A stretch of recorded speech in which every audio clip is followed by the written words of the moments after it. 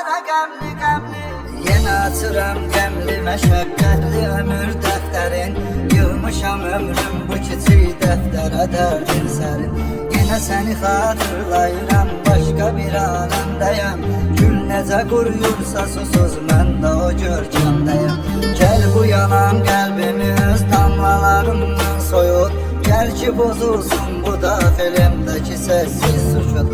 Amma bu bir xəyaldır gülüm, yox yox uzaqlardasan. Artıq uzaqlardan uzaq, çox çox uzaqlardasan. Çox çox uzaqlardasan. Qapılıb ümidsizliyə qəlbim yenə qəmli qəmli.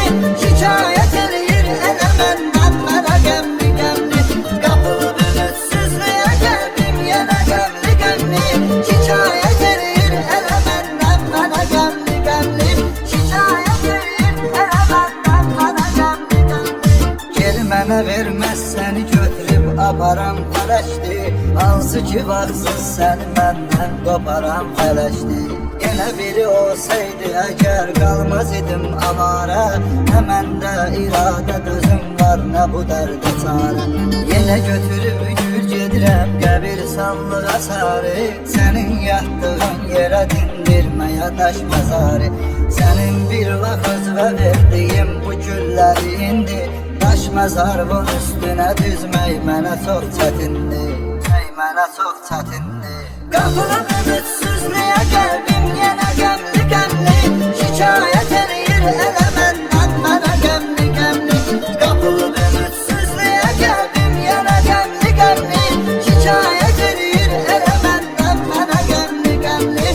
Şikayət eləyir elə məndən mənə qəmli qəmli.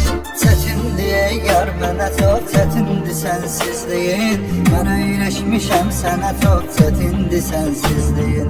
Gəlmişəm ey gül bir oyan gör hələ kimdir gələn. Sən qara torpaqda aləmdən yaşayarkən elə. Amma nə səs var nə soraq vardı susursan elə.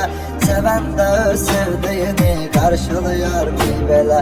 Sən o soyuqluq o qaranlıqlar içində yalqız. Mən də ki sənsiz bu qədər insan içində yalnız. İnsan içində yalnız. Qapılıb ümidsizliyə qəlbim yenə qəmli qəmli. Şikayət eləyir elə məndən mənə qəmli qəmli. Qapılıb ümidsizliyə qəlbim yenə qəmli qəmli.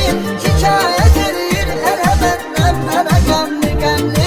Şikayət eləyir elə məndən mənə qəmli qəmli. Çıx o qaranlıqdan ötən günlərimiz sınaqla. Bu təllərimdən məni əvvəlki tək öp qucaqla. Yenə də baxıb gözüm gözlərimin seyrinə dalsın. Sənə danışım dərdimi dolmuş ürəyim boşalsın. Sən də danış dərdimi dərdlər bizi qorxutmasın.